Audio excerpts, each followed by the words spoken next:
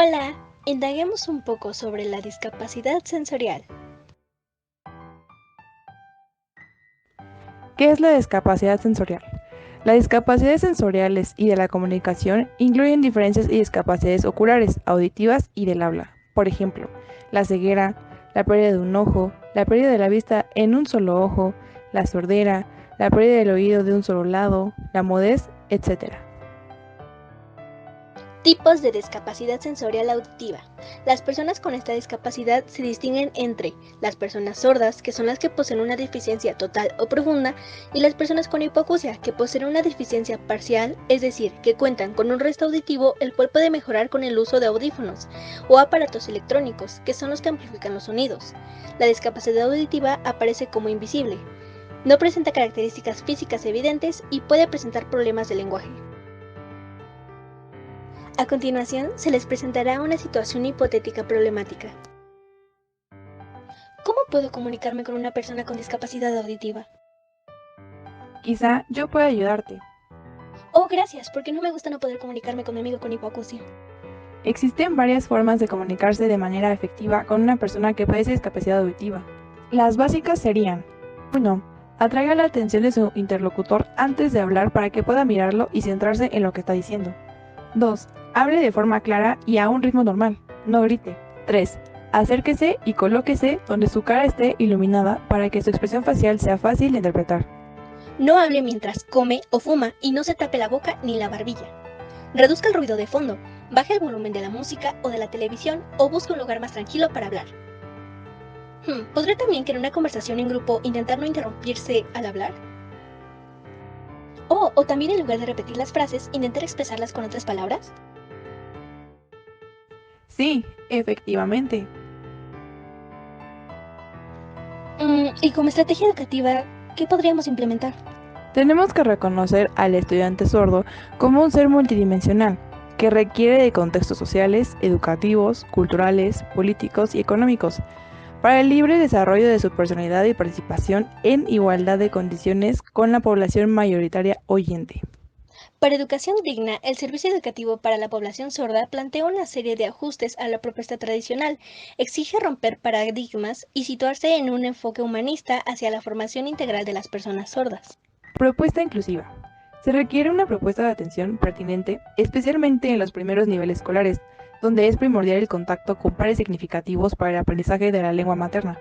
Simultáneo, la lengua escrita en ambientes diferenciados. ¿Cuáles estrategias se usan en el aula para los estudiantes con discapacidad auditiva? Es necesario entender que los sordos desarrollan su canal visual y lo preparan para el aprendizaje, por ser este un medio eficaz e inmediato. De ahí que su lengua materna también sea visual y gestual, como se había afirmado anteriormente. Flores afirma que las estrategias de enseñanza son la finalidad pedagógica y el medio, lo cual implica una secuencia ordenada de acciones para conseguir una meta de formación, siendo estas inseparables de la teoría que las genera y las informa. Hace referencia a tres estrategias clásicas y contemporáneas: la pregunta, el juego y la investigación. Díaz y Hernández presentan las estrategias de enseñanza para la promoción de aprendizajes significativos, entendidas como los procedimientos que el docente utiliza en forma reflexiva y flexible para promover el logro de aprendizajes significativos en los estudiantes. Esta teoría se divide en 1. Preinstitucionales.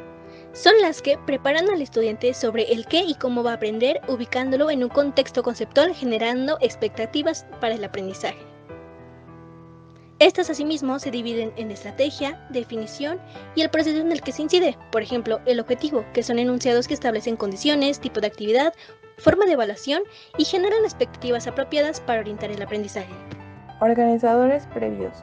Información de tipo introductorio y contextual. Potenciar y explicar el enlace entre conocimientos previos e información nueva. Coinstruccionales. Estas apoyan los contenidos curriculares, atraen la concentración de los estudiantes, logrando mejor codificación y conceptualización de los contenidos y la asimilización de ideas principales, así como ilustraciones y gráficas, representaciones visuales de conceptos, explicaciones o patrones de información, y mejora la codificación visual de la información.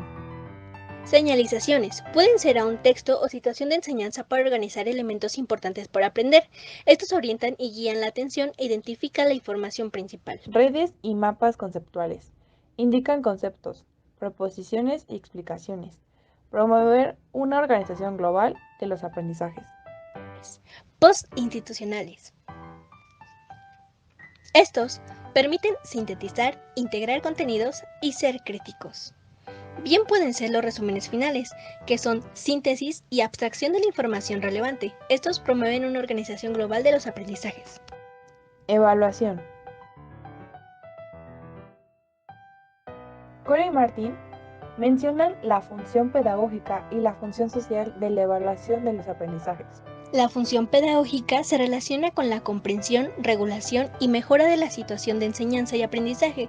Se evalúa para saber qué pasó con las estrategias de enseñanza y cómo están ocurriendo los aprendizajes. Por su parte, la función social se refiere a los usos que se dan de esta más allá de la situación de enseñanza-aprendizaje y tiene que ver con cuestiones como la selección, la acreditación, la certificación y la información a otros. Recomendaciones. 1. El proceso de escritura está limitado al acercamiento que se haga al niño para su uso. Por tal razón, se sugiere la exposición al sistema gráfico paralelo, a la lengua de señas para su comprensión. En este aspecto, es importante diferenciar ambas lenguas y no hacer mal uso de ninguna de ellas. Los contenidos propuestos en el área de español corresponden al planteamiento de los estándares básicos de competencia, haciendo énfasis en el uso de la lengua de señas donde se sugiere la oralidad. 3. Continuar con el fortalecimiento en el uso de la primera lengua, de tal manera que en el proceso gradual el estudiante asimile los significantes y significados en la lengua escrita. 4. Los aspectos gramaticales de la lengua castellana, que son sustantivos, adjetivos, género, número, artículo, deben estar expuestos de manera visual en el aula, de tal manera que los estudiantes van integrando sus experiencias con la lengua escrita y la lengua de señas. 5. Estimular la escritura de oraciones gramaticales simples haciendo uso de elementos propios de la lengua escrita, como la coherencia entre el género y el número. Espero que la información haya sido de ayuda. Ahora yo puedo saber cómo comunicarme con mi amigo correctamente. Esperamos que sigan las recomendaciones y la información haya sido de su utilidad. Gracias.